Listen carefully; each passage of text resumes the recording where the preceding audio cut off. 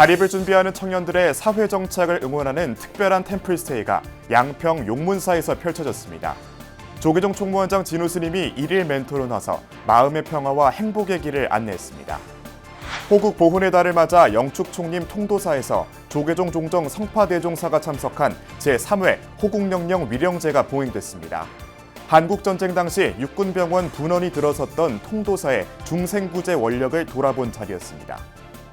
미혼 남녀 템플스테이 나는 절로가 공주 한국문화연수원에서 두 번째 인연 맺기에 나섰습니다.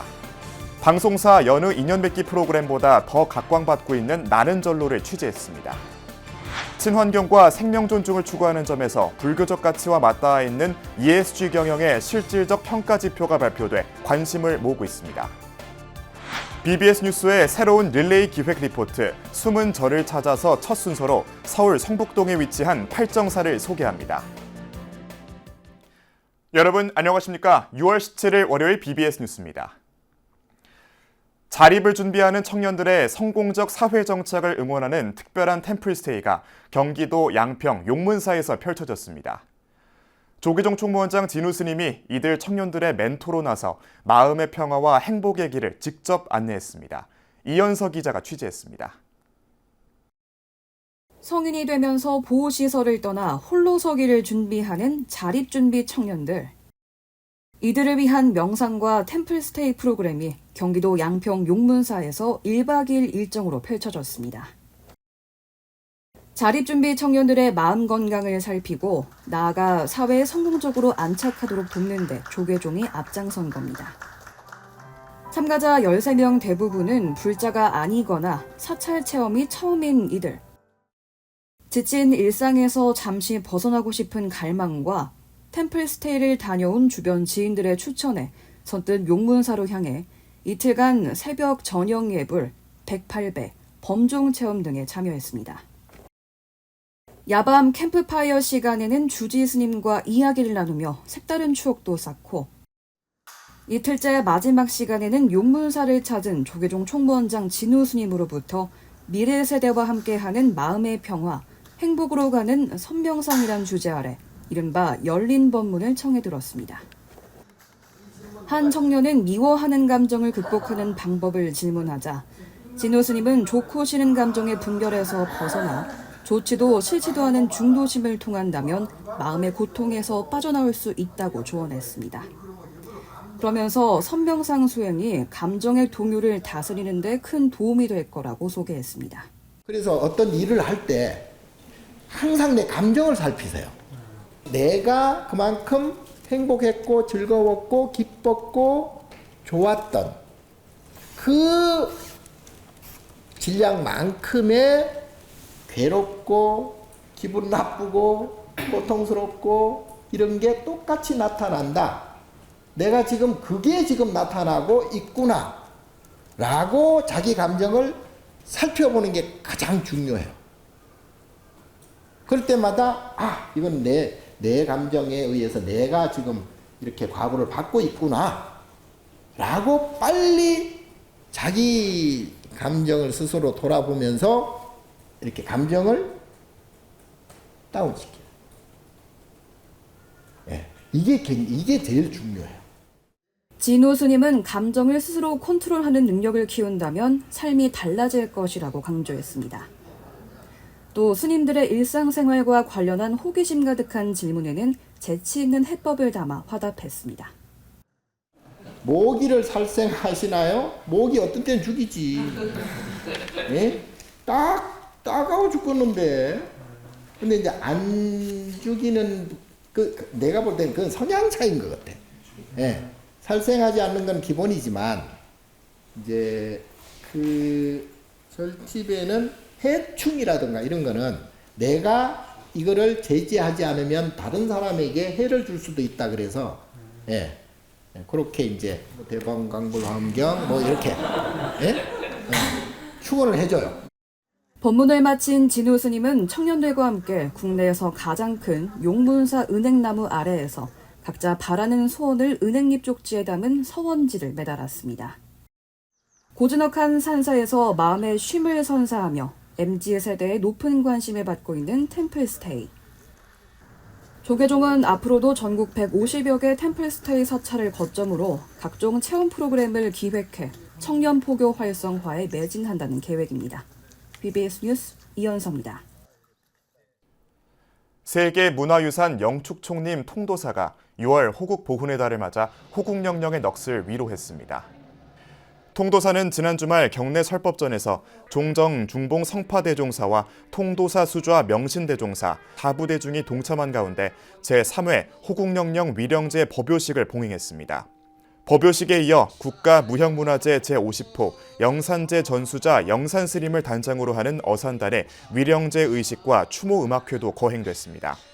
통도사 주지 현덕스님은 6.25 한국전쟁 당시 통도사 스님들은 중생구제의 원력으로 부상병 치료를 돕고 민족의 아픔을 함께 나눴다고 회고했습니다.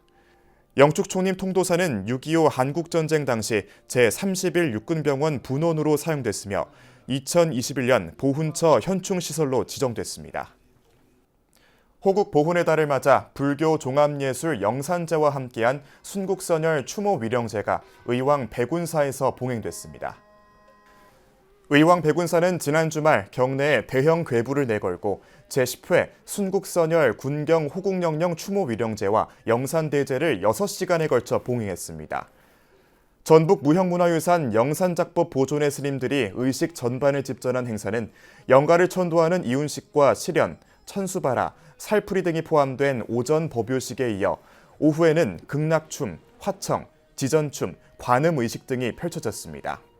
제가 우리 국민들을 위해 누구든에서 우리 먼저 산후하신 분들에 대한 그런 예우를 해드리면서 해서 우리들이 이렇게 편안해지지 않겠나는 그 생각에 지금까지 이렇게 해왔습니다.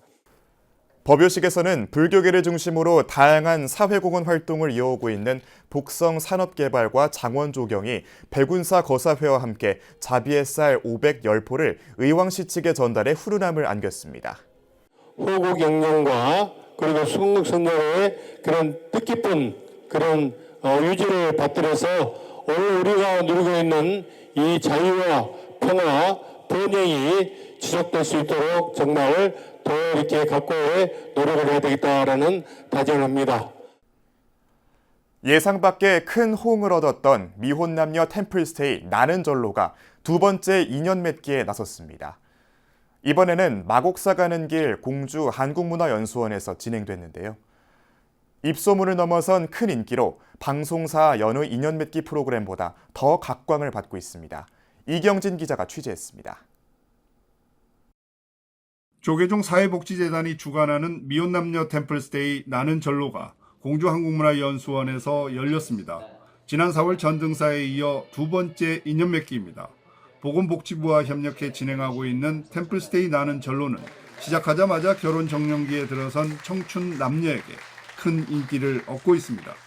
이 프로젝트 자체가 보건복지부와 함께 했고요. 저출산 대책으로 시작이 됐고 시작된 지는 10년이 넘었습니다. 그래서 저희는 많은 노하우를 갖고 있고 그 노력도 한 결실이 요새 많은 언론에서 보도도 되고 많은 참가자들이 신청이 밀려들고 있습니다. 이번 행사는 대상 연령과 참가자를 확대해 만 25세에서 35세까지 남녀 각 15명을 선정했습니다. 그럼에도 경쟁률이 남자는 10대1, 여자는 7대1 가까이 될 정도로 치열했습니다. 30명의 참가자는 1박 2일 동안 마곡사 탐방과 저출산 대응 인식 개선 교육, 자기소개의 시간과 1대1 로테이션 차담 시간, 선명상 체험과 레크레이션, 모닥불 불멍 타임 등의 프로그램을 통해 각자가 원하는 인연을 만나길 희망했습니다. 저는 불교 신자인데요. 스님께서 정신이 좀 통하고 싶은 사람을 제가 만나고 싶다고 했더니 추천을 해주셔가지고 출연하게 됐습니다. 저는 좀 남자답고 듬직하고 티키타카 잘 되는 남자분을 만나고 싶어요. 이들은 한국문화연수원에서 준비한 법복과 명찰을 받아 환복하고 한국문화연수원에서 제공된 음식을 먹으며 자연이 주는 힐링의 시간에 긴장된 마음을 잠시 내려놓습니다. 처음 접하는 불교 프로그램에 대한 기대감도 밝힌 한 참가자에게는 불교를 알리는 소중한 시간이 되기도 했습니다. 일정표를 보니까 제가 평소에 알지 못했던 그런 불교 관련된 그런 종교적인 그런 프로그램들이 있더라고요. 아무래도 일상적으로는 좀 경험할 수 없는 일들이라서 이번에 좀 체험하게 되면서 좀 기억에 남는 일이 될 것 같습니다. 불교계가 사회적 역할을 더 많이 할 수 있도록 더욱 노력하겠다고 밝힌 조계종 사회복지재단. 계절별로 지역적 특색을 살려 장소 선정에도 신중을 기하며 봄꽃이 아름다운 사찰 강화 전등사에 이어 이번 여름에는 시원한 계곡물이 흐르는 한국문화연수원에서 참가자에게 소중한 추억을 선사했습니다. 템플스테이를 통해 일상에 지친 마음을 내려놓고 새로운 인연과의 특별한 만남을 이끌고 있는 나는 전로가 젊은 세대들에게 불교를 알리고 저출산 문제를 함께 모색하는 새로운 돌파구로 자리매김하고 있습니다. 공주한국문화연수원에서 BBS 뉴스 이경진입니다. 서울시가 저출산 문제 극복을 위해 서울형 키즈카페 운영에 적극 나선 가운데 불교계가 힘을 보태기 위해 나섰습니다. 조계종 사회복지재단은 서울 종로구 노인복지센터에서 제1차 미래복지포럼을 열고 서울시 키즈카페 조성과 운영 방안, 서울시 청년 정책 활성화를 주제로 논의를 펼쳤습니다. 이는 단순히 정책 참여를 넘어 우리 사회의 미래인 아이들과 청년들을 위해 불교계가 할 수 있는 역할을 모색하는 중요한 기회라고 생각합니다. 서울형 키즈카페는 서울시가 지난 2022년부터 조성하고 있는 공공형 실내 놀이터 사업으로 조계종도 이번 포럼을 통해 참여 방안을 구체화할 예정입니다. 환경과 사회, 지배구조의 영문 첫 글자를 딴 ESG 경영은 이제 우리 사회에서 선택이 아닌 생존을 위한 필수 경영 전략이 되고 있습니다. 친환경과 생명 존중을 추구한다는 점에서 불교적 가치관인 공생과 맞닿아 있는데요. 이런 상황에서 일반 소비자들의 관점에서 설계된 실질적인 ESG 평가 지표가 발표돼 관심을 끌고 있습니다. 보도에 박준상 기자입니다. 지난 10일 서울 여의도 정경영회관에서 열린 황병덕 작가의 북콘서트 현장. 지속가능한 발전을 추구하는 경영 원칙인 ESG 경영의 문제점과 대안을 주제로 독자들과의 대화가 한창입니다. 결국 기존의 이제 평가 기관들의 그 평가들은 전문가 중심의 폐쇄적인 상황이고 우리 일반인들에게 공개가 되지 않고 있다라는 점이고, 국회 보좌진과 정경영 등을 거쳐 ESG 전문가로 활동 중인 황병덕 작가가 새 책 소비자가 만드는 ESG 1등 기업을 출간했습니다. ESG 경영이 사회 각 부문으로 확대되면서 각종 지표가 난립하는 등 단순히 홍보나 선전 문구로 전락하고 있는 현실을 짚었습니다. 일반적인 시민의 시각에서 또 직접 기업과 만나는 소비자들이 희망하는 지표가 필요하다는 문제의식으로 설계된 평가 항목과 실질적인 평가 내용을 담았습니다. 그리고 일반인 300명을 대상으로 평가 항목에 대한 타당성 및 신뢰성 검증을 통해 51개 소항목 중 신뢰성이 부족한 1개 항목을 삭제하고 최종 50개의 소항목을 도출하였습니다. 책 속에서 특허까지 획득한 해당 지표를 삼성전자에 적용해본 결과 6개 등급 중 두 번째인 A등급을 받은 것으로 나타났습니다. 최근 제품의 폐염망과 폐생수통 등 재활용 소재를 사용한 부분이 환경 분야의 높은 평가를 이끌었지만 오랜 기간 총수 일가 경영권 승계가 문제되면서 지배구조 분야는 낮은 점수를 받았습니다. 황 작가는 향후 코스피 상장 주요 기업들을 대상으로 ESG 평가를 진행해 기업들의 친환경, 사회적 책임, 지배구조 개선 등을 이끌겠다는 계획입니다. 특히 이번 북콘서트에서는 인기 독서 유튜버 정박사, 정박으로 이름을 알리고 있는 정승민 박사가 참여해 해당 책을 추천하며 ESG 경영에 대한 이해를 도왔습니다. 결국 이제 기업이라는 조직도 결국 어떻게 하면 이윤 추구보다는 사회적 존속에 이제 좀 더 이제 무게 중심을 옮기고 있고, 자 그럴 때 결국 그걸 하기 위한 수단으로서 이제 ESG를 지금 이제 시대 현안으로 지금 제기를 했고, 그 평가 지표도 아주 여기서 자세하게 아주 꼼꼼하게 그래서 특허까지 받은 걸로 알고 있습니다. 차세대 R&D 기술정책연구원 부원장으로 재직 중인 황병덕 작가는 한국경제인협회 불자회장이자 여의도 동행봉사단을 창단해 우리 사회의 선한 영향력을 전파하기 위해 애쓰고 있습니다. 공생을 위한 화두, ESG 경영 활성화에 대한 기대감이 경제계에 뿌리내리면서 지속 가능한 세상을 향한 희망도 커지고 있습니다. BBS 뉴스 박준상입니다. 불자 시인 초이 김양식 작가의 시세계를 알리는 문학관이 경북 경산 삼화사에 조성됐습니다.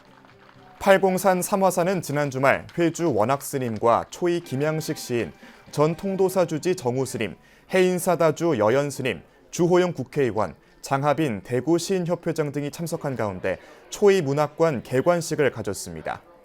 초이 문학관은 초이 선생이 집필한 원고와 편지, 사진, 시집 등 문학활동의 기록을 보존하고 전시하면서 선생의 뛰어난 문학 정신을 알리게 됩니다.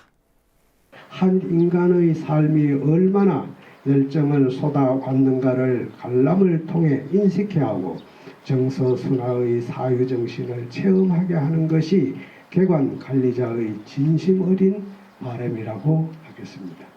경산이나 대구에 많은 사람들이 와서 우리 초이 김양식 선생님의 시세계도 같이 공감을 하고 시문화를 널리 보급하는데 전진기지가 됐으면 좋겠습니다. BBS 뉴스가 마련한 테마가 있는 릴레이 기획 리포트 시간입니다. 6월에 시작하는 BBS 뉴스 기획 리포트의 테마는 잘 알려져 있지 않지만 보석처럼 빛나는 사찰을 소개하는 숨은 절을 찾아서입니다. 그 첫 번째 순서로 서울 도심 한복판에서 멀지 않은 곳에 자리한 성북구 성북동의 한 사찰을 소개합니다. 팔정사를 류기환 기자가 다녀왔습니다. 분주한 서울 도심 한복판을 지나 성북동 산자락을 오릅니다. 담쟁이 넝쿨 덮인 팔정사라 적힌 안내판을 확인하고 나서야 사찰로 향하는 길임을 알 수 있습니다. 산으로 향하는 구불구불한 오솔길을 5분 정도 오르면 자연 풍광을 벗삼은 팔정사가 고즈넉한 자태를 드러냅니다. 5분 정도 나가면 도시가 있고 안으로 탁 들어오면 산속에 있고 그래서 도시와 산속을 같이 경험해 볼 수 있는 가깝게. 1960년 우반이의 결성에 동참한 22명의 보살들이 마음을 모아 세운 팔정사. 어느 지관이 봉황의 둥지라고 일러준 장소에서 사찰의 역사는 시작됐습니다. 산문을 연 연호스님부터 현재 회주로 사찰에 주석하고 있는 진우스님, 주지소임을 맡아 살림을 알뜰하게 꾸려나가는 준호스님까지 3대째 명맥을 이어오고 있습니다. 노스님을 모셔오기 위해서 3번 정도 가셔가지고 주지로 오셨으면 좋겠다 이렇게 청했었는데 저희 노스님께서 안 오시겠다. 그래서 3번까지 청해서 마지막에 이제 승낙을 하시고. 새소리가 가득한 경내. 바람에 흩날리는 꽃잎들이 초록빛 실록과 어우러지며 한 폭의 수채화를 연상케 합니다. 도량 곳곳에 피어있는 색색의 꽃에는 스님의 정성어린 손길과 애정이 묻어 있습니다. 수십여 년 도량에 돌을 쌓고 불사를 해온 저력은 대를 이어 몸에 배어있는 부지런함으로 남았습니다. 서울 시내에서 가장 아늑하고 아름다운 도량이라는 자부심이 절로 드는 이유기도 합니다. 저는 그냥 쉴 수 있는 곳이면 좋을 것 같아요. 마음을 내려놓을 수 있는 곳. 그냥 편하게 와서 자기 이야기 털어놓고 갈 수 있는 곳. 사람의 발길이 드물게 이어지는 이곳은 누군가에게는 수행처이자 힐링 공간입니다. 신도들 사이에서 요즘 가장 인기 있는 건 주지 스님이 진행하는 명상 프로그램. 청량한 싱잉볼 소리가 법당을 가득 채우면 잠시 눈을 감은 채 내면의 소리에 귀를 기울입니다. 일반인들이 좀 쉽게 다가갈 수 있는 명상? 참선, 딱 앉아서 고정적으로 하는 그런 명상이기보다는 춤 명상도 하고 소리 명상도 하고 걷기, 달리기. 팔정사에는 특별한 인사법이 있습니다. 처음 사찰을 방문한 이에게도 다녀오십시오라는 인사를 건넵니다. 가족처럼 누구나 편하게 와서 머물다가길 바라는 마음에서 비롯됐습니다. 다녀오십시오. 일상을 잠시 내려놓고 신비의 공간 팔정사에 들어서면 내면의 평안과 마음의 치유가 자연스럽게 찾아옵니다. BBS 뉴스 유기환입니다.